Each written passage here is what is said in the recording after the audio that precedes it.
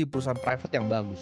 Apakah karena gua cuma ucuk-ucuk, gua cuma punya duit? Enggak, banyak yang punya duit seperti gua.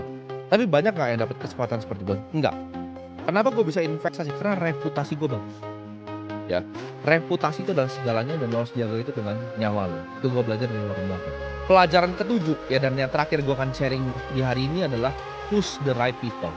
Jadi pilihlah orang-orang yang tepat di hidup lo. Gue kadang nggak milih orang cuma berdasarkan skill, tapi gue lihat orang ini punya value-nya apa, apakah sama value-nya sama gue atau enggak, apakah orang ini loyal atau enggak sama gue. Loyalitas untuk gue itu adalah segalanya dan untuk beliau juga sama ya.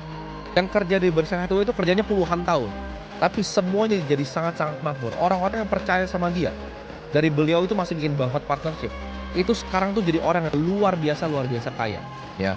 Mau dari cleaning lady-nya, orang tukang bersih-bersihnya, sampai yang bantuin dia investasi. Karena lu kalau kelilingin diri lu dengan orang-orang pecundang, orang-orang yang suka nusuk orang dari belakang, pasti kan lu akan jadi orang yang suka nusuk orang dari belakang. Ketika lu bergaul dengan orang-orang punya value-nya kindness, kebaikan, humility, ya, kalian bergabung gitu dengan orang-orang yang hebat, itu akan ketularan juga di kalian. Gue banyak meremehkan ini ketika gue masih muda. Gue pikir nggak apa-apa lah, yang penting punya skill. Tapi gue sadar di situ. Gue sadar untuk akhirnya, oke, gue harus pilih partner yang tepat. Gue harus pilih karyawan yang tepat. Gak apa-apa, karyawan gue sedikit nggak apa-apa.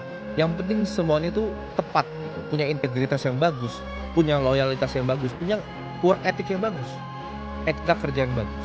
Dan yang paling penting adalah lu harus bisa pilih orang yang lebih baik dari lu. Karena itu akan jadi decision paling penting di hidup.